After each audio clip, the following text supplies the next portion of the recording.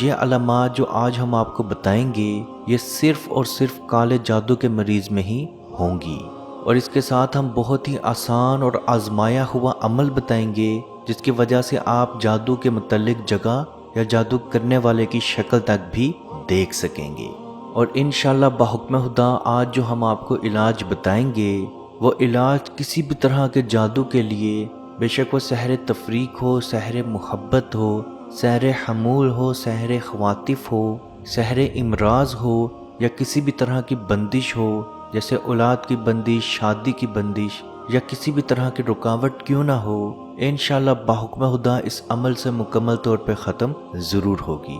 جس شخص کے اوپر جادو کیا گیا ہو اس کے معدے میں یعنی سٹمک میں دائمی درد موجود رہتا ہے، اور یہ اس چیز کی علامت ہوتی ہے کہ اس کو جادو پلایا یا کھلایا گیا ہے۔ جس شخص کے اوپر جادو کیا جائے رات ہوتے ہی اس کے سینے میں بہت زیادہ گھٹن ہونا شروع ہو جاتی ہے،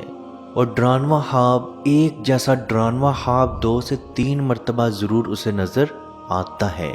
وہ ڈرانواں خواب کچھ بھی ہو سکتا ہے، کوئی ڈرانوی چیز آپ کا پیچھا کر رہی ہے، یا آپ کسی اونچائی سے گر رہے ہیں، یا کوئی سانپ یا چھپکلی آپ کے خواب میں آنا، تو یہ کالے جادو کی علامت ہے۔ عزیز دوستو، کالے جادو کا علاج یا کسی بھی طرح کے کالے جادو کا علاج کیسے کیا جائے؟ تو سب سے پہلے آپ نے کلونجی کا تیل لینا ہے اور اس کے اوپر 4 مرتبہ سورہ فاتحہ، 4 مرتبہ آیت الکرسی، 4 مرتبہ سورہ بقرہ کی آخری 2 آیات،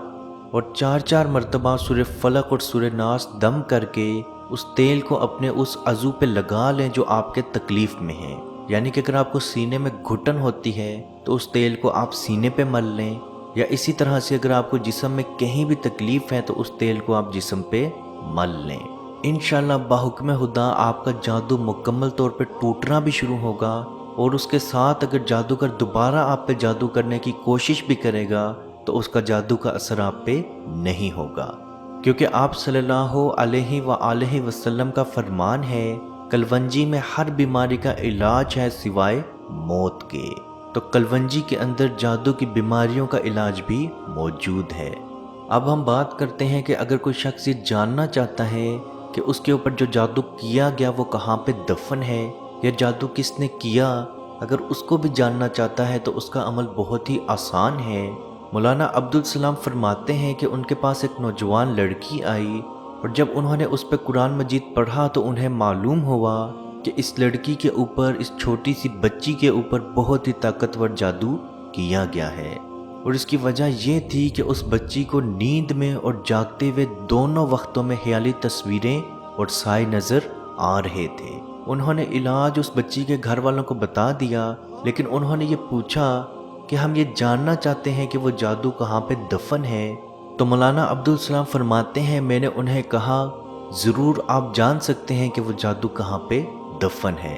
رات کے تیسرے حصے میں جب اللہ تعالیٰ آسمان و دنیا پہ نازل ہوتا ہے اور دعائیں قبول کرتا ہے، اللہ سے اس وقت آپ دعا کریں۔ چنانچہ اس بچی نے رات کو اٹھ کر نماز پڑھی اور اس سلسلے میں رو رو کے اللہ سے دعا کی۔ پھر اسی رات اس نے خواب دیکھا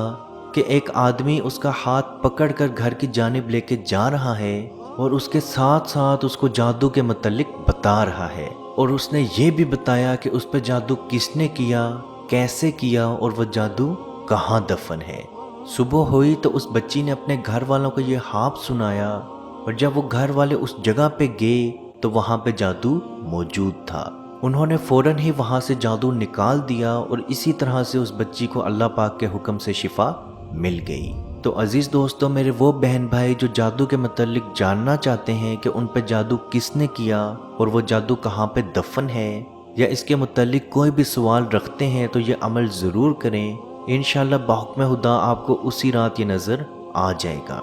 عزیز دوستو، امید ہے آج کی ویڈیو آپ کو پسند آئی ہوگی۔ اگر آج کی ویڈیو آپ کو پسند آئی ہے تو لائک کا بٹن ضرور پریس کریں، اور اگر ابھی تک آپ نے ہمارا channel true Islamic info subscribe نہیں کیا تو ضرور سبسکرائب کر لیں، اور اگر آپ کے دماغ میں کوئی بھی سوال ہے تو کمنٹ سیکشن میں ہم سے پوچھ سکتے ہیں، ہم آپ کو جواب ضرور دیں گے۔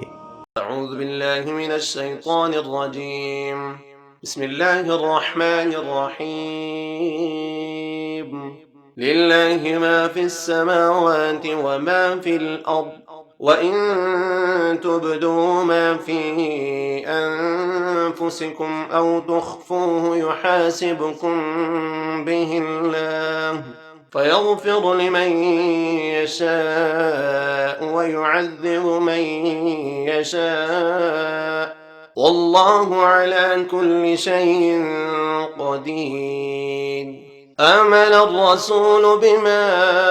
أنزل إليه من ربه والمؤمنون